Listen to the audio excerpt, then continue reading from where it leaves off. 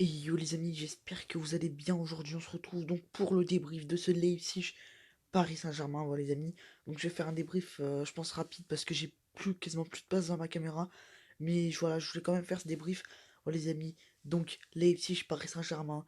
Et c'est le Leipzig qui gagne, voilà les amis. Le PSG s'enfonce encore un peu plus.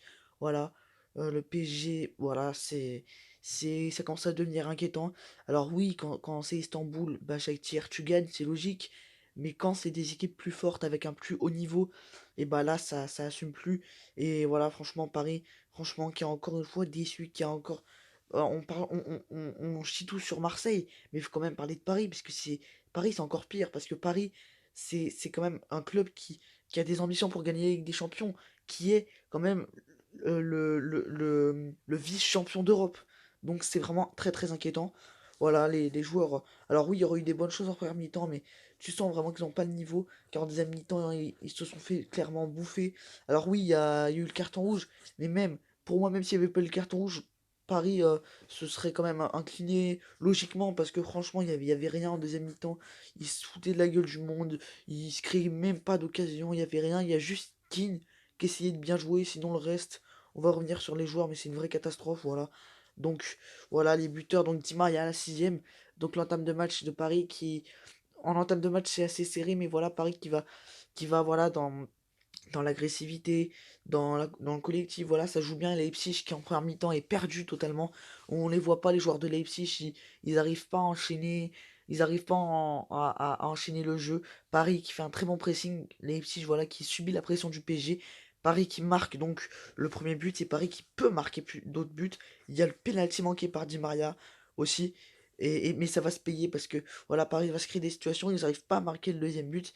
Et Leipzig pourtant incapable d'aller porter le danger en première mi-temps, qui va donc marquer grâce à Christopher Nkunku. Donc sur une passe de André Nino qui avait déjà mis un doublé contre Başakşehir.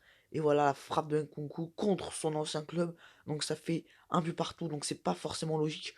Moi, franchement, en première mi-temps, je trouvais que Paris, alors c'était pas non plus incroyable, mais tu vois, c'était quand même une bonne première période. Tu vois, ils faisaient des bonnes choses. Et Leipzig était en grosse difficulté. Voilà, Leipzig m'avait vraiment très très inquiété. Mais Leipzig qui en deuxième mi-temps est reparti beaucoup plus fort. Voilà, beaucoup plus de pressing. Et Paris qui n'arrive pas à créer le danger. Et Leipzig qui va marquer donc sur penalty. Donc voilà, pour moi, il y avait péno. Et le penalty qui est transformé par le penalty qui est transformé donc par Emile Forsberg. Voilà, et Paris qui ensuite ne montre rien. Voilà, il montre même pas de révolte pour aller marquer le 2-2. Voilà, Leipzig, c'est tout le contraire de la première mi-temps. Leipzig, beaucoup plus de pressing, beaucoup plus d'agressivité. Voilà, ils sont beaucoup plus sur le porteur du ballon. Euh, voilà, ils vont régaler en deuxième mi-temps. Et Paris qui ne va absolument rien montrer. Voilà pourquoi Paris n'a pas le niveau. Pour moi, ce serait logique qu'il n'aille pas en huitième de finale de Ligue des Champions.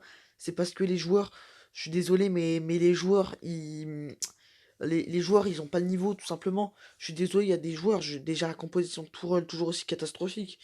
Mais ça, dans tous les cas, voilà, hein. Donc, déjà, on va parler des joueurs de Leipzig, Peter Gulacsi. Donc, Ibrahima Konaté, Dayo Upamecano, très bon match de Upamecano, hein. Il a pris un jaune, mais il a vraiment été très très bon. Il a empêché beaucoup d'attaques du PSG. Il a vraiment été très solide. Toute la défense de Leipzig a été solide. André Ligno, encore une fois, incroyable. Aïdara, on l'a aussi pas mal vu. C'est lui qui a fait la passe pour Nkunku sur le but. Sabitzer aussi, très très bon. Même si on l'a pas trop vu. Voilà, il a encore fait le match qu'il devait faire. Nkunku, on l'a pas mal vu, voilà, il s'est beaucoup montré en vue. Daniel Olmo, par contre, inexistant. Et Emile Forsberg aussi, assez bon match, voilà. Donc, et côté parisien, voilà. Donc, Keylor Navas, bon, on n'a rien à lui dire. Euh, voilà, il a fait arrêter le penalty, mais voilà, il a pas fait d'arrêt incroyable. Florenzi, bah, dès qu'il a fait le match qu'il avait à faire, après, pour moi, ça reste encore quand même faible. Donc, Danilo Pereira, donc il a vraiment rien à foutre en défense centrale, c'est une vraie catastrophe en défense.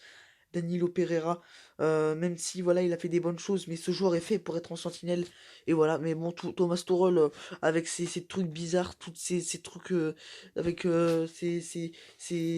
ah putain, ces mécaniques là, je sais pas ce qu'il veut faire. Il bricole tout, c'est vraiment n'importe quoi. Kimpembe, voilà, il a fait aussi son match, même s'il s'est fait exclure bêtement. Kurzawa, je l'ai pas vu assez offensif, mais il a fait des choses intéressantes. Marquinhos, il a rien à faire au milieu de terrain. Idrissa Gueye, bon, Idrissa Gueye, le marathonien, pour moi, ce carton rouge, il est un peu sévère, mais sinon, encore une fois, on l'a pas vu. Herrera, il a fait des choses intéressantes. Di Maria, très bon en première mi-temps, mais en deuxième mi-temps, il a été inexistant. Pablo Sarabia, pareil, bon en première mi-temps, mais en deuxième mi-temps, on l'a pas vu. Tandis que Moiskin, il a fait. C'est le seul à avoir été présent, à pas avoir bougé les Parisiens en deuxième mi-temps. Donc voilà, le PSG vraiment décevant. Euh, voilà, en première mi-temps, c'était vraiment pas mal. Il y avait des bonnes choses. Je veux dire, en première mi-temps, c'était pas non plus une première mi-temps incroyable de haut vol, mais tu sentais que, voilà, qu'il faut faire des bonnes choses. C'était pas mal. Mais en deuxième mi-temps, ils se sont vraiment foutus de la gueule du monde. Et voilà, Paris de défaite en 3 matchs. Le PSG, ça commence à être inquiétant. Et le PSG qui peut dire adieu au huitième de finale. Faudra vraiment qu'il gagne le match retour. Sinon, contre Leipzig, sinon ils sont vraiment dans la merde. Ouais les amis, c'est la fin de ce petit débrief, j'espère qu'il vous aura plu. Donc voilà, n'hésitez pas à liker et à partager cette vidéo. En tout cas, moi je vous dis à très très vite. Allez les amis, bye.